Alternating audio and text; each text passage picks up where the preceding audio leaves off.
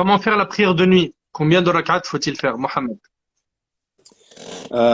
Comment faire la prière de nuit? Aïcha radiyallahu ta'ala anha, elle a décrit la prière de nuit du prophète sallallahu alayhi wa sallam en disant كان صلاة النبي صلى الله عليه وسلم مثنى مثنى. Le prophète sallallahu alayhi wa sallam il priait deux unités par deux unités. Donc en vérité, il n'y a pas vraiment de limite. Tu peux prier deux unités par deux unités par deux unités, t'arrêter quand tu veux. Et lorsque tu t'arrêtes, clôture avec une unité.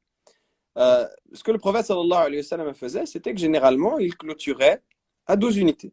C'est ce que le prophète sallallahu alayhi wa sallam faisait. Dans la vie de l'imam Malik, rahimahullah ta'ala, on parle même de 36 unités en fonction des divergences. Donc, il n'y a pas vraiment de limite. Plus tu peux faire, mieux c'est. Et essaye de garder un juste milieu entre le trop peu, c'est-à-dire si tu peux faire un peu plus que 2, 4, fais, et entre l'exagération qui va faire que tu as prié une nuit, deux nuits, après tu vas tomber Le minimum, c'est quoi le minimum? voilà, très fatigué. Le minimum, c'est deux unités, une. On appelle le shafa al-watar. Tu fais Si deux. quelqu'un fait 2 rak'at la nuit, donc t'as prié mon layl? Si la personne a fait deux rak'at la nuit, après salat al-isha, avec l'intention que ce soit la veille de nuit, elle a qiyam al-layl. Elle a une partie de la prière de nuit. Donc si la personne veut faire deux unités, elle en fait deux. Si elle veut faire quatre, elle en fait quatre. Si elle veut faire six, elle en fait six. Il se peut que ce soit juste après la Risha, tu fais six, et tu clôtures avec une, et tu vas dormir. Donc il n'y a vraiment pas d'obligation ou de limite. Le mieux que la personne peut faire, c'est le meilleur, Inch'Allah. Barakallahu fik. Une petite remarque, si tu... Vas-y, en rapide, comme ça on en prend plusieurs, s'il te plaît, Mehdi. C'est très rapide. Il a parlé de la technicité de la prière de nuit, mais la prière de nuit est une conséquence également. Beaucoup aimeraient pouvoir se lever la nuit, mais ils n'y arrivent pas. C'est ça qu'il faut bien retenir. On peut dire, voilà, la prière, c'est comme ci, c'est comme ça, mais pour pouvoir arriver à prier la nuit, il faut déjà avoir envie de prier la nuit. Pourquoi on a envie de prier la nuit? Parce qu'on a envie de passer du temps avec Allah subhanahu wa ta'ala. Comme les personnes, lorsqu'on va aller voir le jeûner les lundis, jeudis, les 3 jours lunaires, on lui dit, mais subhanallah, même en été, il lâche pas l'affaire avec le jeûne. Pourquoi? Parce qu'il a envie de faire plaisir à Allah subhanahu wa ta'ala. De la même manière qu'on va voir des gens qui vont tout le temps inviter, qui vont tout le temps donner des sommes d'argent importantes, voire un tiers de leur salaire. Pourquoi? Parce qu'ils veulent faire plaisir à Allah subhanahu wa ta'ala. Donc, par cette question, comment faire les prières de nuit? On peut y voir la technicité à laquelle il a répondu Mohamed Nadir, mais j'y vois également le fond que c'est une conséquence d'un amour profond pour Allah Jalla fi'ala, parce que le meilleur lien qu'a le serviteur avec son Seigneur, c'est au moment de la prosternation.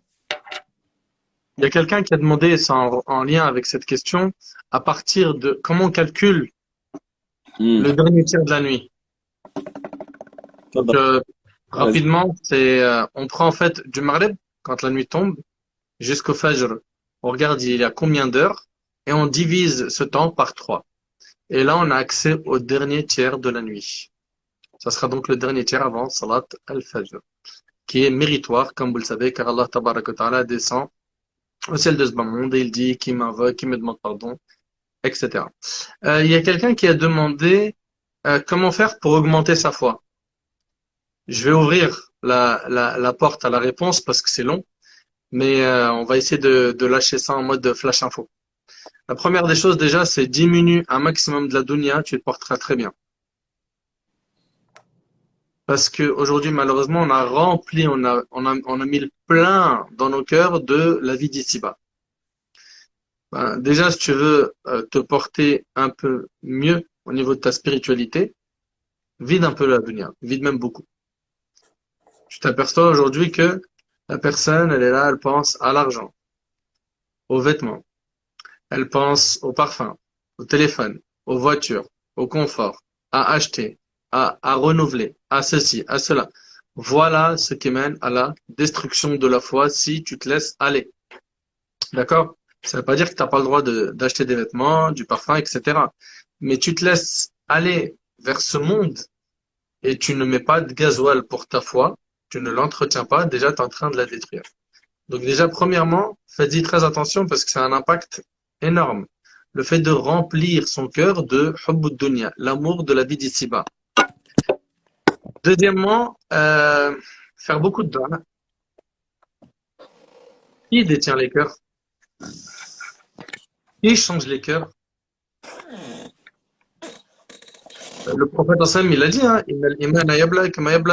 la foi c'est comme suce le vêtement. Renouvelez votre foi. Il faut la renouveler. Et donc, il y a un entretien. On comprend qu'il y a un réel entretien très important à avoir. Pourquoi? Pour que notre foi tienne. le cas de dua, il y a la bonne fréquentation, l'écoute des rappels religieux, comme c'est le cas maintenant. Je sais que les gens qui sont connectés, ben, certains parmi eux, là, ils sont en train de recharger leur batterie. N'est-ce pas, les frères? Pourquoi ils sont en train de recharger les batteries? Parce que c'est Mohamed Nadir, Mahdi et Nader qui parlent? Non. Parce que nous trois, nous sommes des ponts qui, simplement, sont des causes. Pourquoi? Pour lier les gens au quoi? Aux paroles divines et prophétiques. Et c'est dans ça qu'il y a le gasoil pour l'âme. Nous, si on veut vraiment s'enrichir spirituellement parlant, il faut qu'on entende parler d'Allah. Uthman ibn Affan, radiallahu anhu, il disait, si vos cœurs étaient sains, vous ne vous rassasierez jamais des paroles d'Allah. Si nos cœurs, ils étaient sains, tu sais, des fois, je parle à des jeunes et tout, et t'as vu, t'essaies de donner un dosage un peu léger, tu vois, pour pas qu'il se dise, ouais, il est sur mes côtes, il est lourd, il me lâche pas. Donc tu vas avec vraiment une petite dose. Tu t'aperçois que ça l'irrite, qu'il est pas bien. Pourquoi? Il y a un accident dans son cœur, il y a eu quelque chose qui va pas dans son cœur, tu vois, il y a un réel problème. Si nos cœurs, ils étaient en bon état, en bonne santé, mais jamais on se rassasierait des paroles d'Allah. Et d'ailleurs, subhanallah, euh, c'est, il me semble, Abdullah ibn Mas'ud qui disait, euh, connais ton, ou plutôt expose ton cœur à trois situations. Il disait, عند سماع القرآن, quand tu écoutes le Coran, L'évocation. مجالس الذكر, dans les cercles d'évocation, وفي الخلوات, et dans les moments où tu es seul. Et il disait, فإن لم تجد قلبك, si tu ne trouves pas ton cœur dans ces moments-là, il n'est pas présent quand tu écoutes le Coran, les rappels, quand tu es tout seul, tu te retrouves rapidement récupéré par Iblis, demande à Allah qu'il t'accorde un cœur, فإنه لا قلب لك, tu n'as pas de cœur. Voilà la personne qui se demande comment faire pour remonter la pente. Il y a un point que tu dois retenir, c'est l'effort. L'effort, il y a un effort à fournir. C'est pas, je m'assois comme ça, et Inch'Allah, je sais pas, ça va me tomber dessus. Ya ibadi kullukum dal illa man hadaytuh fastahduni ahdikum. Bon, mes serviteurs, vous êtes tous dans l'égarement, excepté ceux que j'ai guidés. Demandez-moi la guider, je vous l'accorderai. Ça tombe pas du ciel. Ok? Il faut impérativement le demander à Allah subhanahu wa ta'ala, wallahu a'lam. Si vous voulez compléter, Inch'Allah. Amen. Barakallahu fik. Non, t'as tout dit. Vraiment, il y a cette notion-là d'agir. Des fois, on a l'impression que on attend une solution miracle. Il y a un bouton, il faut appuyer pour on-off. Ma voix est off, il faut que j'appuie et ça se met en on. Non, il faut tout simplement agir. Il y a une réforme à faire, il y a une action à faire. Il faut être dans. C'est vraiment la loi des forces. Il y a une force qui s'oppose à nous, il faut lui opposer une autre force. C'est mécanique à ce stade-là. Donc il y a vraiment quelque chose à faire, sortir d'un quotidien, sortir d'une routine, sortir d'un contexte où notre foi baisse pour agir, prendre des résolutions, prendre une feuille et un stylo, noter tes défauts, noter tes qualités, pas tes qualités, mais les choses où tu peux t'améliorer et que tu fais. Voilà, j'ai comme défaut que je passe trop de temps sur telle distraction. Bah, je le note. J'ai comme chose que je peux faire qui est la récitation de Coran, j'ai des facilités dans ça. Bah, je le note. Je prends une feuille et un stylo. Et surtout, apporter une modification à notre quotidien qui va nous donner la culture de l'effort. On a perdu la culture de l'effort. On est des paresseux.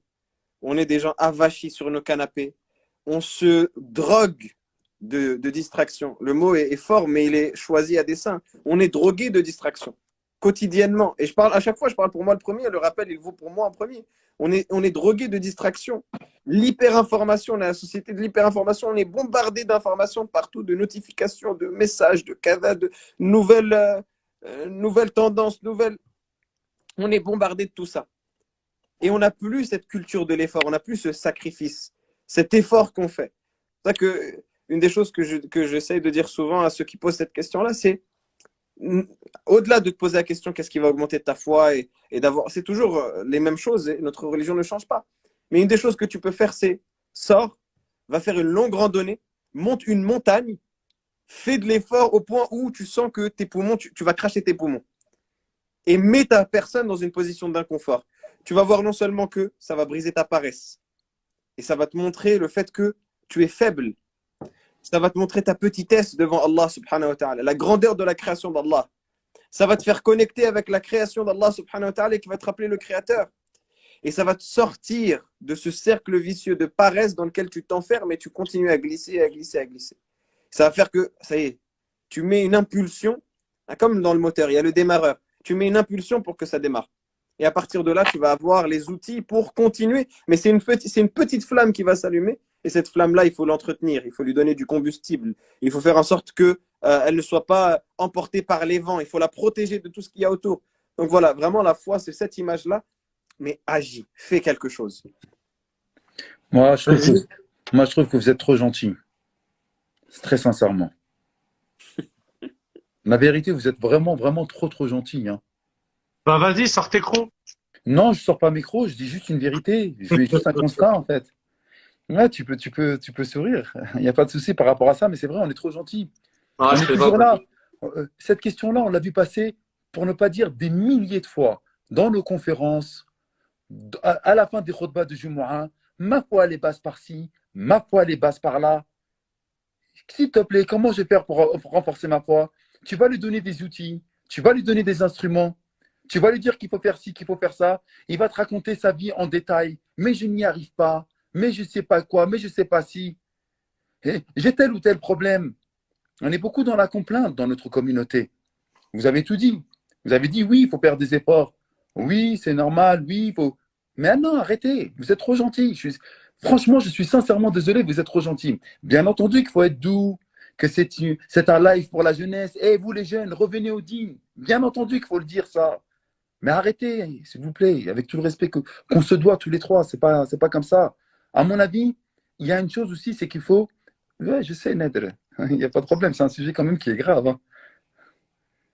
Non, mais je suis en train de voir là, t'es en train d'enfiler le gilet, t'es en train de Oui, changer la calache.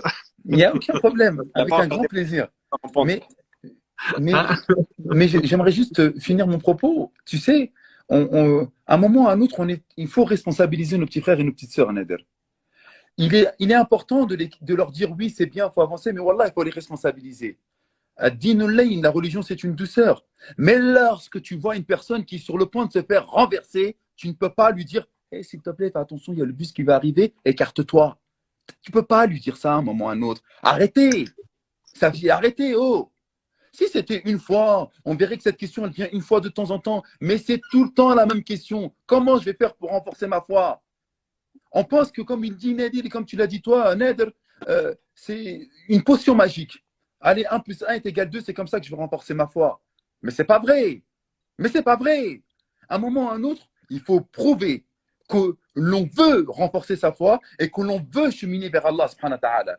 Donc tu vois, ces réponses pleines de douceur, de compassion, de gentillesse à l'égard de nos coreligionnaires, ben, parfois c'est les desservir.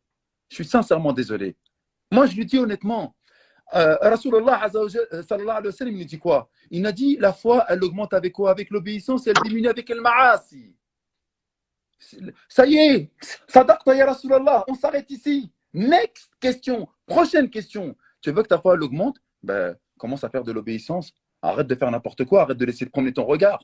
Arrête de parler de n'importe qui. Arrête de regarder, mais arrête de regarder la télé. Arrête de regarder les Marseillais à la plage ou je sais pas quoi. Arrête. Où les gars, ils sont à fond la caisse dans les mangas.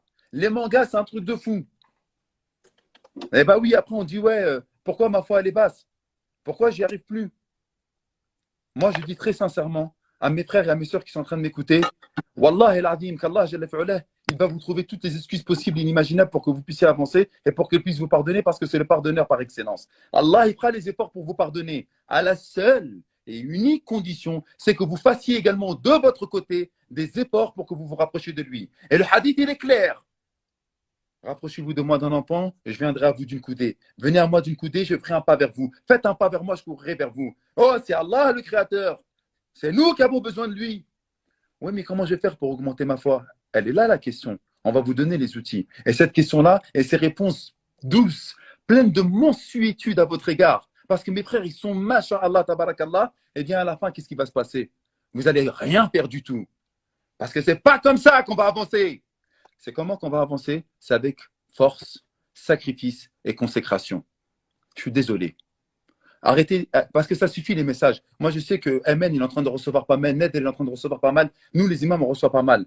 On essaie de donner une sorte de mode d'emploi. On vous dit, voilà, c'est comme si, c'est comme si, c'est comme ça. Et après, qu'est-ce qu'on reçoit? Ouais, mais je n'y arrive pas. Ouais, mais c'est difficile. Ouais, mais mon mari me vampirise. Ouais, mais j'arrive pas. Mes parents, ils me font du mal. Eh, bienvenue. C'est ça l'islam. C'est ça le fait de fournir des efforts. Et Ned, il a dit une chose qui était importante. Pas Ned, Mohamed Nadir, il a dit une chose qui était très importante. Faites du sport. Faites du sport. Donnez un haqq à votre corps, mais ça n'a rien à voir avec la foi. Wallahi que ça a à voir avec la foi. Lorsque tu es bien dans ton corps, tu es bien dans ta tête. Et lorsque tu es bien dans ta tête, tu es bien dans ta foi. Le sport, ça veut dire quoi le sport? Le sport, tu t'astreins à une certaine. Comment on dit ça? Discipline. Comment? Discipline. Barakallahu fik, discipline. Lorsque tu arrives à te discipliner en faisant attention à ce que tu vas manger, en faisant du sport 2 fois, 3 fois par semaine, tu t'auto-disciplines. Eh bien, la prière, c'est la même chose. Pourquoi c'est 5 fois par jour? Pourquoi la Ramadan, c'est 1 fois par an? Pourquoi la Jumu'ah, c'est 1 fois par semaine? Tu n'as pas remarqué qu'Allah, subhanahu wa ta'ala, il a bien jalonné notre temps? Bah parce que ça demande de l'autodiscipline. Et ce n'est pas une recette magique d'augmenter la foi. Donc, allez me dire, ouais, comment je vais faire pour renforcer la foi? Oh, j'y arrive pas. S'il vous plaît, on est des musulmans. Il faut qu'on avance. C'est tout ce que je suis en train de vous dire. Ce n'est pas un jeu, la foi. C'est une consécration. C'est un sacrifice. C'est une preuve. C'est de l'effort. Tu as fini, mon frère Mahdi? J'ai fini, mon frère Nader. Barakallah fik. Moi, je sais pas si tu as déjà regardé de plus près mon frère Mohammed, mais moi, j'ai pas, à ma connaissance, wallah alam, hein, je sais que c'est une règle, que la foi, elle augmente par les bonnes actions, elle diminue par les péchés, mais je sais pas si c'est un hadith. Ah, ben, je me suis trompé alors. Non, Moi, c'est c'est possible, mais j'ai regardé un petit peu dessus. Ben, c'est Tu une voulais erreur de dire ma part. Barakallahu fik. Alhamdulillah. pas. Aucun problème. On continue, on prend une autre question, l'équipe?